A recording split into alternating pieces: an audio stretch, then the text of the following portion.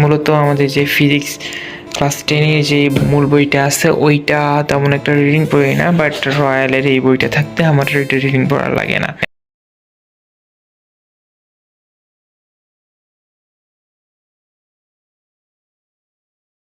WhatsApp everyone, welcome back my new video. তো কী অবস্থা তোমাদের? আশা করি তোমরা সবাই অনেক ভালো আছো।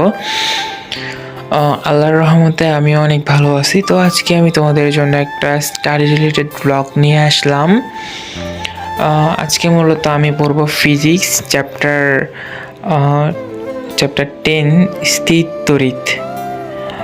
তো দেখতে পারতেছো প্রথমে আমি এখানে খাতা কলম নিয়ে বসে পড়ছি, ক্যালকুলেটার সামনে, আর এখানে একটা ঘড়ি, আর এখানে স্কেল রাখছি, আর এখানে রাখছি স্টিকি নোট। আমি মূলত আমাদের যে ফিজিক্স ক্লাস 10-এর যে মূল বইটা আছে ওইটা তেমন একটা রিডিং পড়ি না, বাট রয়্যালের এই বইটা থাকতে আমার রিডিং পড়া লাগে না। হয়তো এটা 25-এর বই, হ্যাঁ 25-এর বই হলেও সব চ্যাপ্টার আছে, কোনো প্রবলেম হয় না। এটা এক কথায় আমাদের যে পরীক্ষার মানবন্ঠন চেঞ্জ হয়েছে। এসকিউ থাকবে শর্ট কোশ্চেনের জন্য এটা একদম বেস্ট আমার মতে। তোমরা দেখলেও বুঝতে পারবা যে এটা ক্যান বেস্ট। দেখো ফার্স্টে এই যে অধ্যায়টা এইখানে আছে স্থির তড়িৎ। তো অধ্যায়টা এইখানে আসার পর এখানে মানে কোন কোশ্চেন কোন বোর্ডে আসছে, মানে কোন বোর্ডে কত সালে কোশ্চেন আসছে ওগুলো দিছে। তো মূলত এইখানে দেখো এই পেজটা যেটা আছে এখানে প্রয়োজনীয় তত্ত্বসূত্র সব কিছু আছে। দেখো এখানে এই অধ্যায়ে যতগুলো সূত্র আছে সবগুলো এইখানে আছে। লাইক এখানে এফ মানে কি বল, এইটা এখানে লেখা দিছে, এইটার এককটাও লেখা দিছে, সব সূত্র এখানে আছে। প্লাস এই বইটা পড়লে বেসিক একদম ক্লিয়ার হয়ে যাবে। দেখো শর্ট কোশ্চেনের জন্য প্রতিটা মানে আমাদের মেইন বই যেমন অনুশীলনে আছে 10.1, তেমন এখানেও আছে 10.1, কনসেপ্ট 10.1, আধান বা চার্জ। দেখো এগুলো রিডিং পড়লে একদম শর্ট কোশ্চেনের জন্য পারফেক্ট হয়ে যায় আর কি। তো আজকে এই বইটা থেকে মূলত কিছু কিছু সূত্র যেগুলো আমার মনে থাকে না ওগুলো স্টিকি নোটে নোট করব, তারপরে দেওয়ালে লাগাই দেব আর কি। আপনারাও এটা করতে পারেন, স্টিকি নোটে সূত্র বা প্রয়োজনীয় ইনফরমেশন লিখে দেওয়ালে লাগাই দিতে পারেন। তো এখানে আমি কিছু সূত্র নোট করে রাখতেছি যেগুলো আমার মনে থাকে না।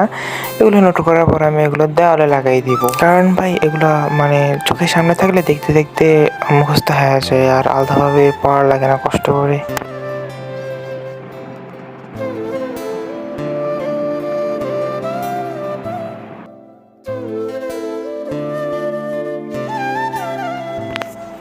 তো আমি এখন আমার পড়া শুরু করলাম। মানে বেসিক ক্লিয়ারের জন্য বইটা রিডিং পড়া খুবই দরকার। আর আমাদের যে এসএসসি 26-এ যে পরীক্ষাটা হবে এটার জন্য আমাদের বেসিক অনেক ক্লিয়ার থাকার লাগবে, না হলে অনেক সমস্যা হবে। এসএসসি 26 তোমরা যারা ভিডিওটা দেখতেছো তারা কী কী গাইডেন্স আমার একটু জানাইও। পড়তে পড়তে ভালো লাগে না, তাই একটু উঠলাম, উঠে একটু হাঁটাহাঁটি করার পর আবার পড়তে বসলাম। তো এসএসসি 26 তোমরা যদি আমার ভিডিওটা দেখে থাকো তো তোমরা আমাকে অবশ্যই কমেন্ট করবা তোমরা কী কী গাইড কিনছো, এবং লেকচার না পাঞ্জারি তুমি এটা অবশ্যই জানাবা। আমি তো সায়েন্সের কোনো গাইডই কিনি না, আমি পাঞ্জারির গাইড কিনছি, বিজিএস, বাংলা, ধর্ম আর ইংলিশটা শুধু লেকচারের। বাহির থেকে শুধু একটা হায়ার ম্যাথের গাইড আছে, আর সাপ্লিমেন্ট কিনছিলাম জেনারেল ম্যাথের আগের বছরে, ওইটা দিয়ে আমার হয়ে গেছে। আর ফিজিক্স কেমিস্ট্রি আমি শুধু চ্যাপ্টারগুলো ভালোভাবে বেসিক ক্লিয়ার করে ভালোভাবে পড়ে তারপর বোর্ড কোশ্চেন সলভ করা শুরু করি।